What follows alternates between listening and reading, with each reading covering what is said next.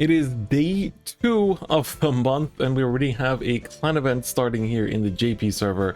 Welcome, folks, and welcome. Today we have the new clan event, the long-awaited Great Nature, which came out in set 2 of the TCG, and got ported forward to set 5 in 0, which is, you know, quite a bit away in terms of its meta relevance. Like, it was struggling to be meta relevant on release in TCG, and there was just one card carrying it, which was Crayon Tiger, and now it has to fight in a, you know, environment of Nitros and Next Stage and Messiahs and etc, right? So there's a lot of doubts, and a lot of people have already, like, I haven't read the effects yet. People were saying that it's a bit of a struggle with the card pool that they have and the effects that they gave them. So let's just take a look at it. Let's take a look at it and talk about it, because I'm very interested myself. But of course, you know, it's probably a clan event where you might want to free to play your way around. You know, I wouldn't say this is like Vanquisher where it's really worth investing into from the looks of it, right? So let's start up and just look at the new cards and everything that's announced, look at the boost skins after that, and of course show you what the fight looks like with the animation and everything of a big belly. So we have 1 GR, 3 triples, and then the remaining are doubles and rares. So of course some of the doubles we have from Fighter Collection, which is also very nice. So starting off, we have the GR, which was revealed yesterday but I didn't cover it in the video because the zero news, or like the news stream yesterday, was very subpar, let's say. So we have Magnetic Armor, GB2 once per turn, Calmos 1 and G Persona Blast. For that turn, give one of your rear guards plus 4k, and the ability that when it attacks the Vanguard, if its power is 20k or higher including boost, then for that battle when your opponent would guard with a Sentinel, they have to randomly discard a grade 3 otherwise, or grade 3 or higher, otherwise they cannot guard. So essentially it is nerfed, because this used to give it 2 rear guards, and like, yes, you can make your rear guards pretty swollen, you can restand them with Crayon Tiger and Great Nature, but like, even then, it's gonna, like, you need to really get out of heal guard range to make this even proc. So it's like, seems alright, but I think it's a 12. Like, this Stridon is like a nerf pretty hard. But then we have the Finiax. So this one is, when it attacks the Vanguard, doesn't have to hit, choose 2 of your rear guards, give them the plus 4k. And if you did, then at the end of the turn, you draw 1 and retire those units. This card I think is okay. At least it buffs your units, but it's on attack Vanguard, which means like you're swinging at rears and then there's no way to restand, and you want to attack with Crayon Tiger to Vanguard. Doesn't look too good so far, not gonna lie. We have Big Belly, the main grade 3, GB2, and text the Vanguard for that turn, give a rear guard plus 4k power, and if you did, at the end of the turn, draw 1 and retire it. That's okay. Sounds about the same as it used to be. I don't know if I gave it to 2. I don't remember my Big Bellies very well, but of course, you know, it's still nice. And then the stride skill is, when you stride over Calmos 1, give 2 rear guards plus 4k in the following ability. When a unit in the same column as this unit hits the opponent's Vanguard, if that unit's power was 20k or higher including boost, you can draw 1. That's pretty good, I guess, for just advancing your hand and being able to replenish and then bring back your cards with other skills. It's alright, but of course, most importantly, Crayon Tiger. Surely Crayon Tiger can't be bad. GB1 once per turn when attacks the Vanguard while being boosted, Calmos 1, stand one of your rear guards that is not Crayon Tiger, and at the end of the turn, draw 1 and retire it. Okay, sounds the same. I'm pretty sure it's the same as it used to be, so this is the card that will carry Great Nature forever, so keep that in mind. It's a very, very good card. Being able to restand your very powerful rear is always going to be good, but of course in the TCG there was no like intercept rule. They have to swing it at intercept first, so you could swing Vanguard, then restand it, swing Vanguard again, like, you know, keep pressuring. But you know, that's not really the case in 0, but it's still a good card. I would say it's still deserving of the triple rarity.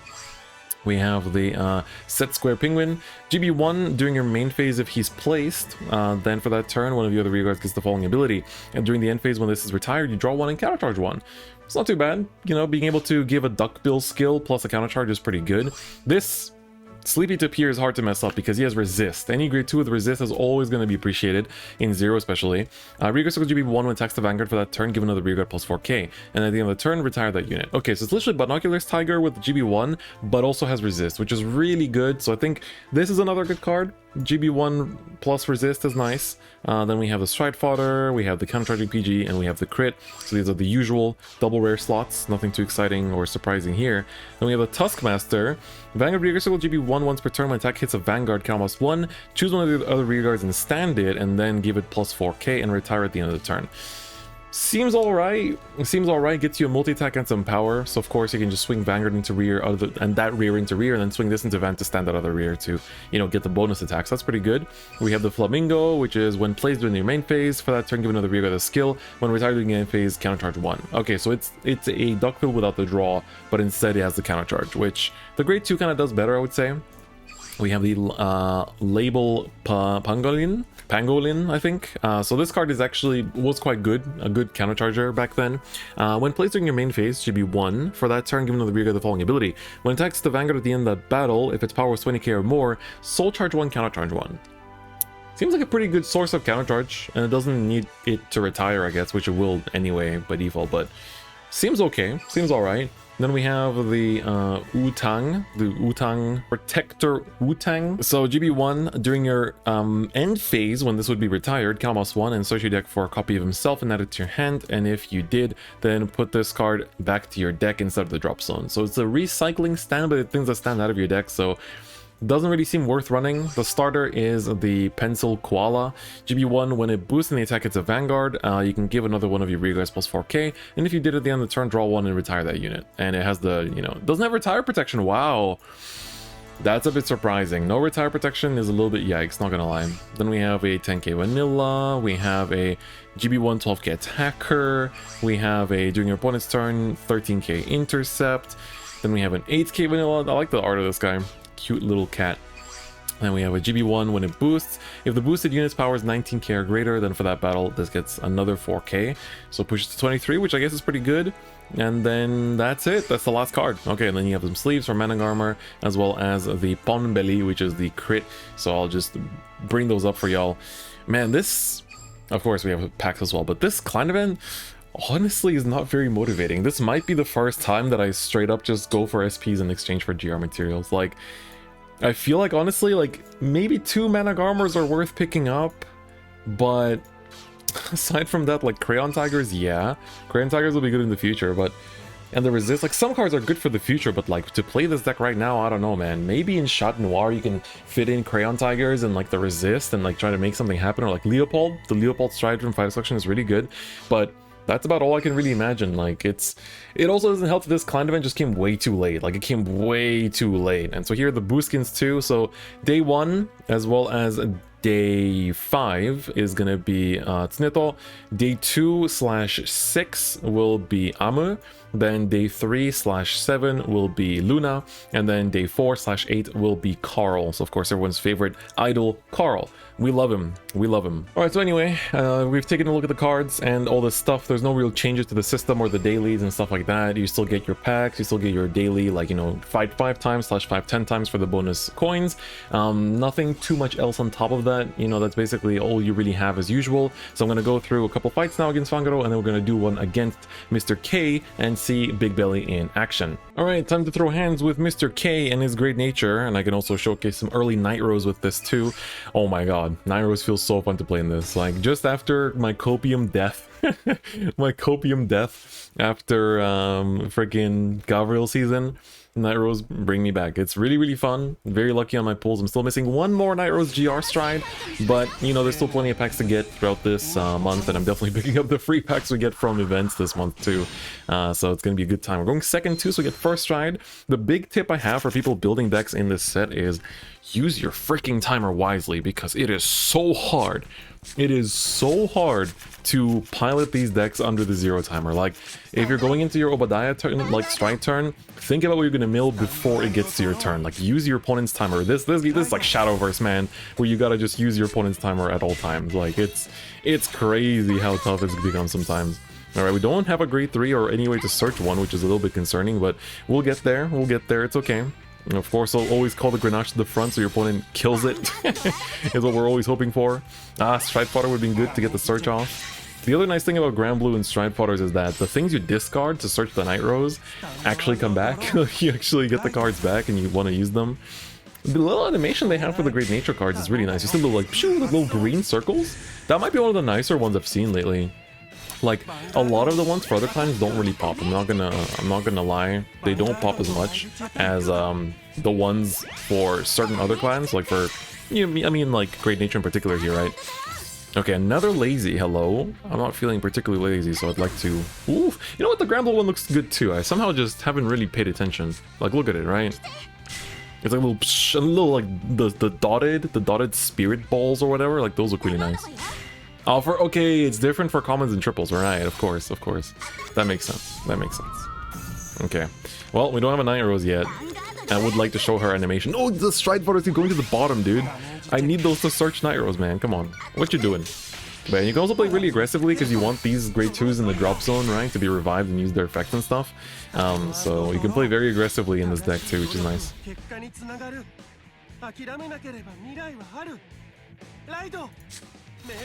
It's not bad. It's actually, for a clan event quality, that animation was fine. Like, I would say it was fine, right? Not terrible, not tragic, not amazing. Just right in the middle, you know, the way we like it. Alright, how many of you are buying the K skin though? You know, I feel like I'd rather use Chris. I feel like I'd rather use Chris. I am testing out stands, but I'm thinking of actually going to crits because you don't really use like any on hits. Wow, we straight up don't have a grade 3? That's so sad. What if I just physically couldn't show you what what freaking Grand Blue's animations look like? Yeah, I guess we're gonna swing to rear and then swing to Van. Check a heal. Epic moment. I guess we survive a little bit more, but can I have a Night Rose, please? Hello? Please? Alright, well, he checks another draw. Good for Mr. K. Get to see his stride animation, I suppose. We get to see some nice stuff. But yeah, don't rush into like buying the Amun Luna skins if you're playing JP, by the way, because we have the Amun Luna, like, the event coming up in a week or so. Damn, checking another heal, but not a draw that I need right now. Not the draw that I need to actually see my Night Rose. Hello? Please? That's not Night Rose. What the hell? Can I please? Por favor? I don't ask for much, man. At least my drop zone is going to be super plump after this. At least my drop zone is going to look super great. I don't even need to go into freaking Obadiah anymore because it's already set up. Actually, no, I'd still do. I need grade 1s. Yo, that was a grade 3. That didn't go to hand. Am I just going to win on grade 2? Is this grade 2 gaming? Except my opponent could theoretically stride, but the AI doesn't want to keep a stride fodder in hand. It just keeps... Yeah, it just keeps calling down whatever it has. Like, the AI never knows how to hold back. Understandable, though. Understandable. Alright, blank blank, so no damage again for another turn for me.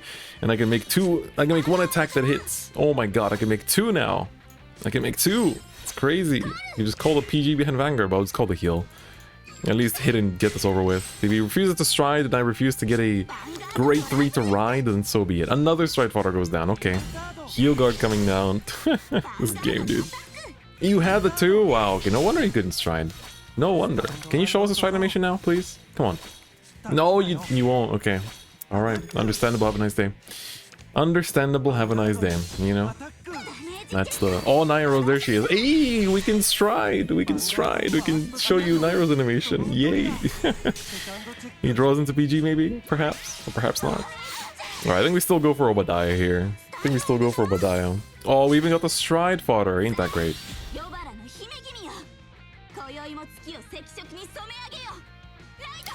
The animation is not amazing. It's not amazing. I'm gonna keep it real with you. It's... I wish it was more Night Rosy and less Ami. But... sadly, that's just how it is, you know, that's just how it is. Alright, Mr. Obadiah. So we're gonna search here. See, you gotta immediately know what you want to search, right? We want this grade 1, we want a bone, and we need another hollow, so we're gonna search a cannoneer. Boom, boom, boom. They're gone.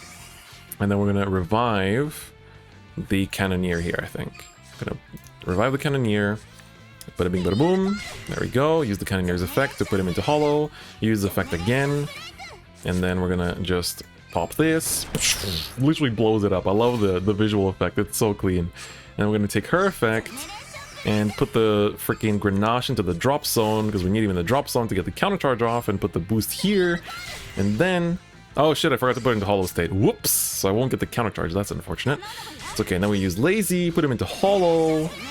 And then we're going to use the skill again to get the bone out. And then we're going to revive the Grenache. Where's the Grenache? We're going to hollow him, get the counter charge off and stuff like that.